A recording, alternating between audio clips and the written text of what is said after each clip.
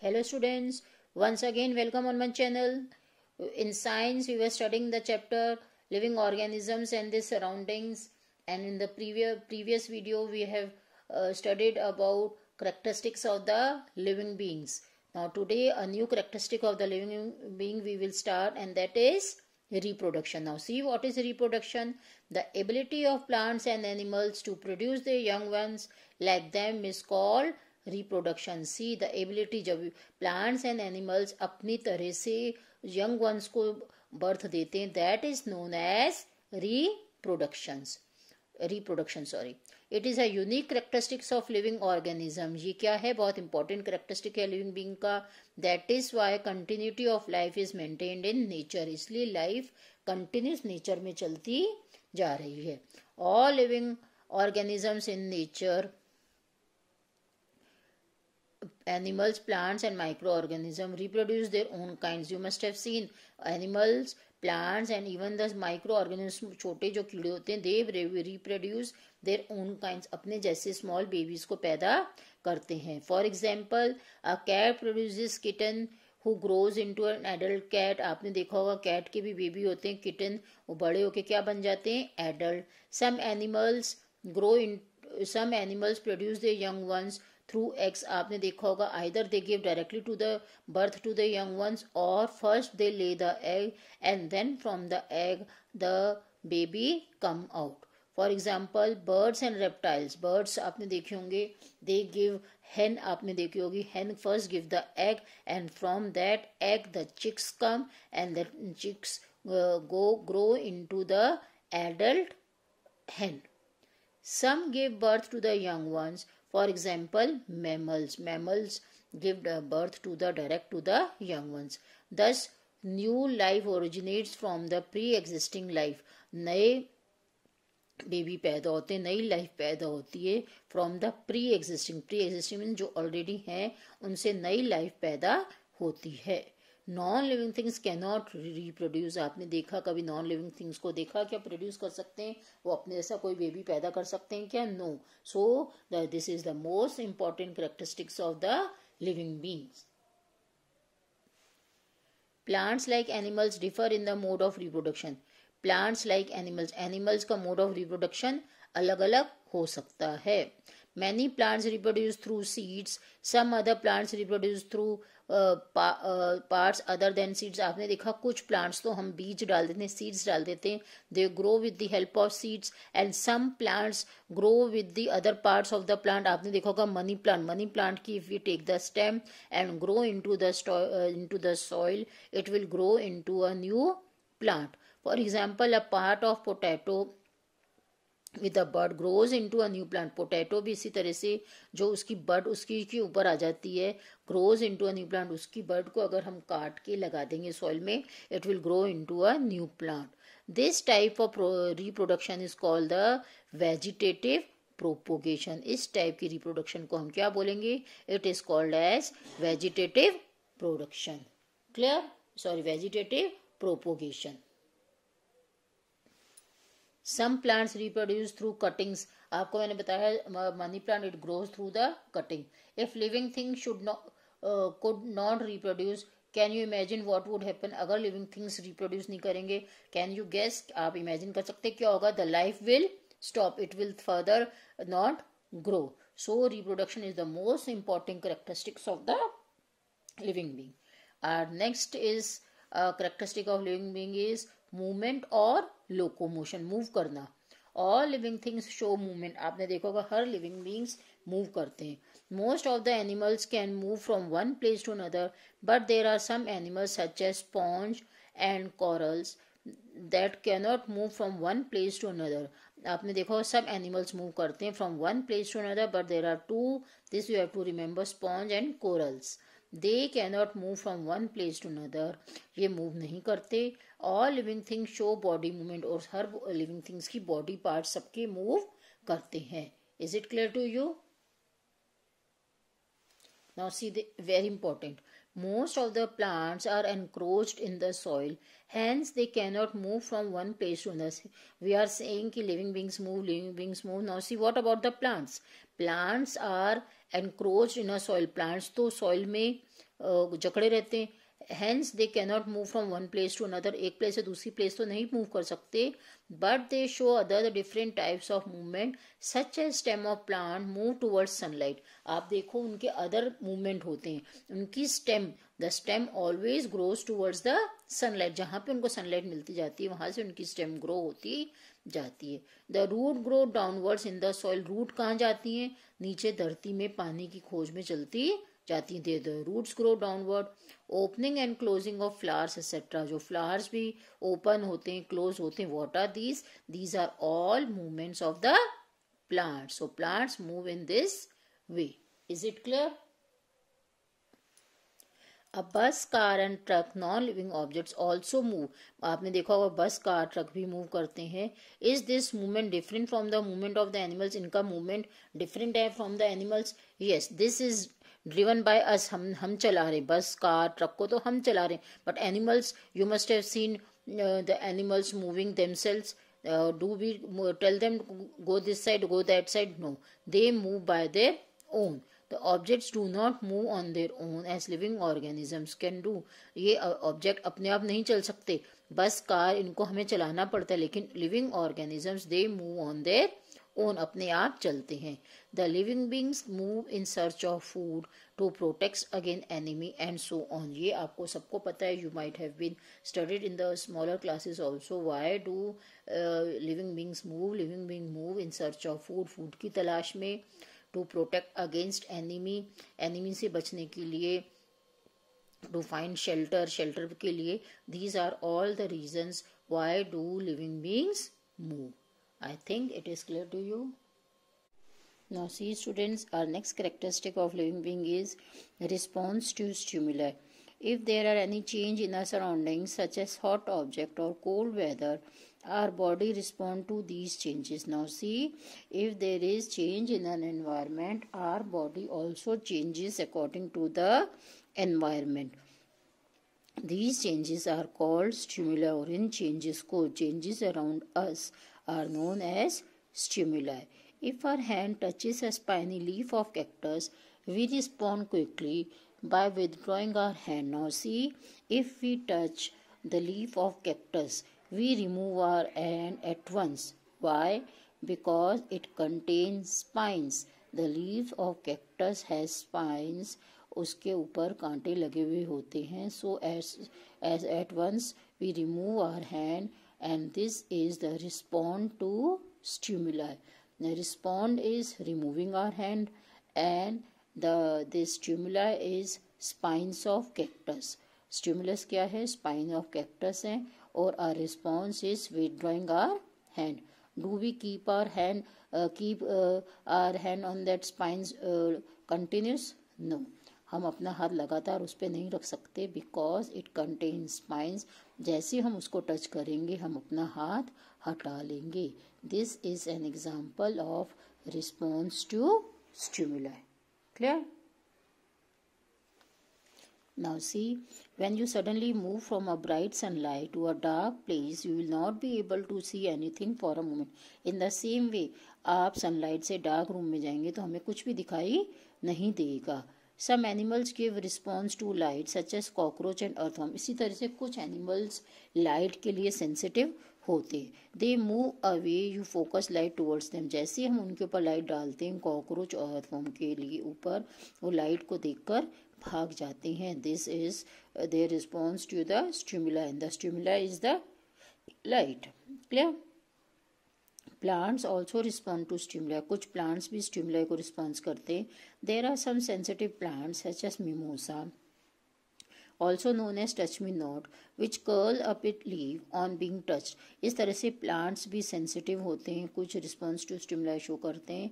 There is one plant called touch me not, एक plant होता है, scientific name is mimosa. If we touch the leaves of this plant, जैसे हम इसकी leaves को touch करते हैं तो leaves curl होके बंद हो जाती हैं.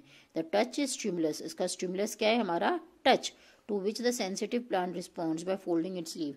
उसका response क्या होता है, उसकी leaves fold हो जाती है. All of these responses are automatic. Now see students, these responses, either withdrawing our hand, हम अपने हाथ को विड्रॉ करते हैं, खींचते हैं कांटे पे लगाने पर, या टच मी नॉट पेड़ के हाथ लगाती वो बंद हो जाता है. तो ये रिस्पॉन्सेज क्या हैं, सब ऑटोमेटिक हैं. इसके लिए सोचना नहीं पड़ता, तुरंत जैसे ही हमको स्टिमुलस मिला तुरंत हमारा रिस्पॉन्स ऑटोमेटिक हो जाएगा. We don't have to think before we act. Clear? So we see that living organisms show response to stimuli such as temperature, touch, light, water, sound and gravity. So we can say सारे living beings stimulus show response show करते हैं to the stimuli. और कौन कौन सी stimuli होती हैं? Temperature की, touch की, light, water, sound and gravity. Clear?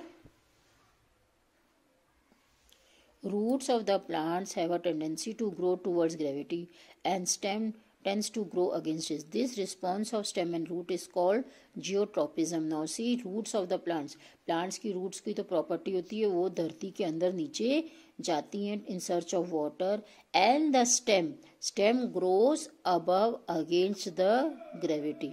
And this response of stem का ये response और roots का ये response, अंदर जाना और stem का gravity से ऊपर जाना, these two responses are known as geotropism. Is it clear to you what is geotropism?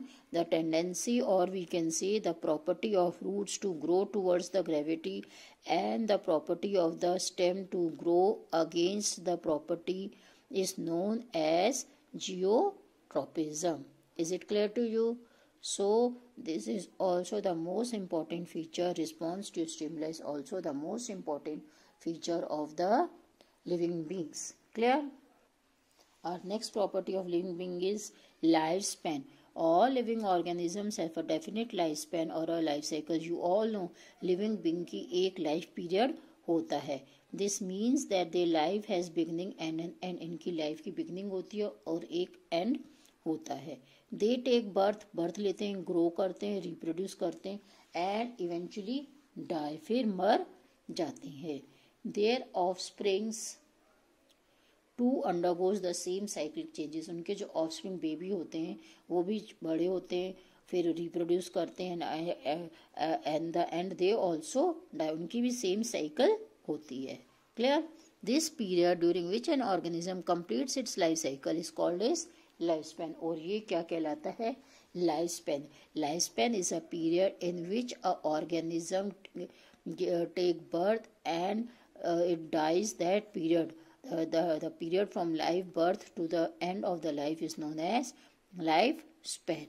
It may be as short as case of some bacteria. अब देखिए कुछ बैक्टीरिया की लाइफ साइकिल इतनी छोटी होती है, कितने मिनट्स की होती है? 20 मिनट्स की. और कुछ एनिमल्स की, मेराइन एनिमल्स की कितनी होती है? It is 400 years.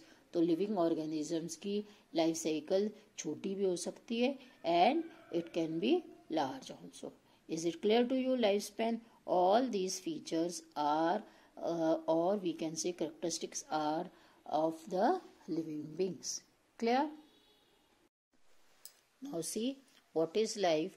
We have seen some of the striking characteristics of living organisms. Sometimes it is not easy to distinguish between living and non-living. For example, the seeds of plant. Now see students, कई बार ऐसी problem आ जाती है, we cannot tell the thing either it is living thing or a non-living things. For example, the seeds of the plants, are they living or non-living? क्या आप उनको living बोलेंगे या non-living बोलेंगे? We cannot tell them either they are living or non-living. Now see, let's read what the scientists tell us down. In Washington 2000 years ago, old Chinese lotus seeds were shown. Washington में 2000 साल पहले Chinese के lotus seeds were shown. Lotus seeds दिखाए गए थे. The seeds germinated, producing pink lotus flower a year later. एक साल बाद वो सीड्स जर्मिनेट हुए, उनमें से पौधे निकले और लोटस फ्लावर्स भी पैदा हुए. इन 1940 a fire broke out in the Natural History Museum in London. फिर 1940 में इसमें नेचुरल हिस्ट्री म्यूजियम में आग लग गई थी जो लंदन में है. The fireman use water to put out the fire. Fireman ने क्या किया? वाटर डाला फायर को बंद करने के लिए.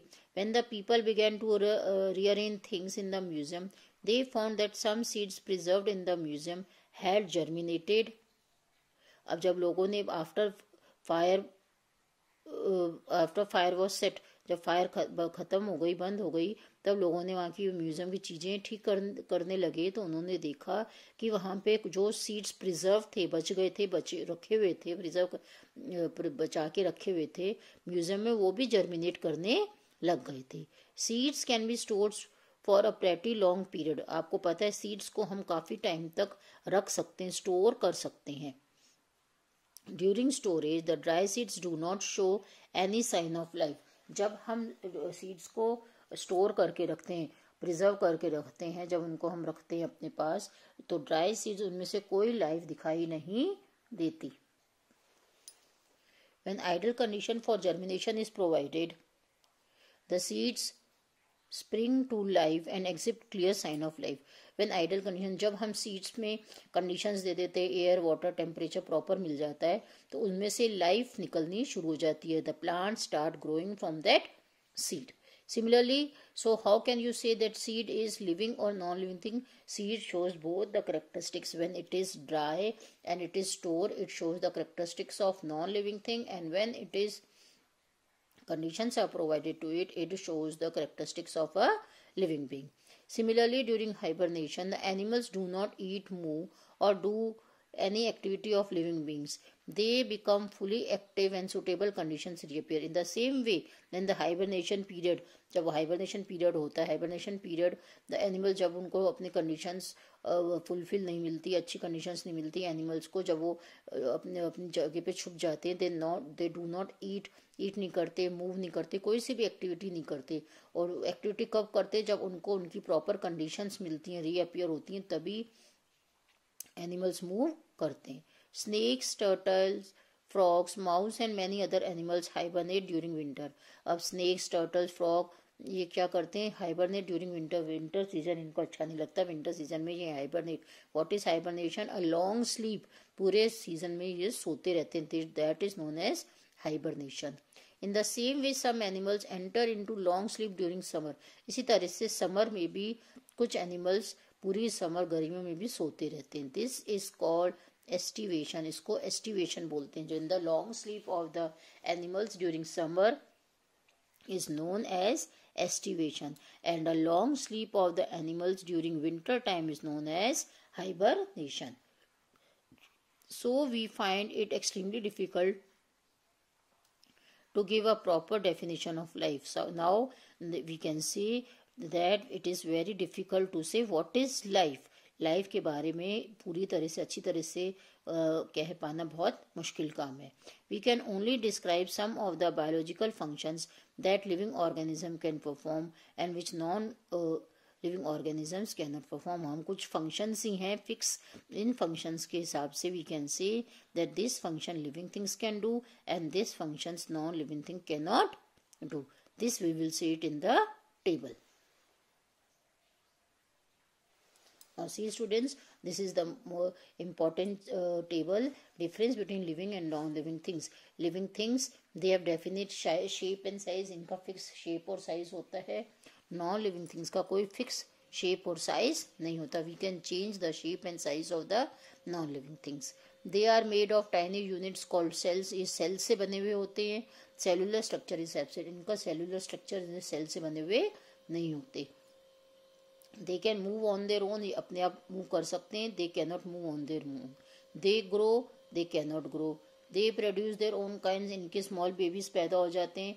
Unable to reproduce their own kind. इनके small babies पैदा नहीं होते.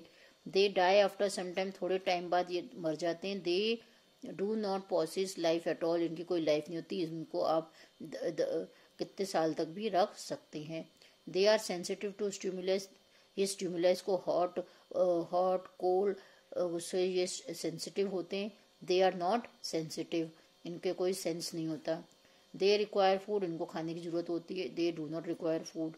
दे रिस्पायर. ये सांस लेते हैं. They do not respire. They do not take air.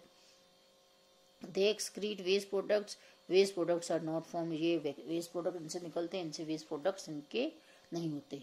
Clear? Now I hope this chapter is clear to you. That's all for today. Have a nice day. Okay, thank you.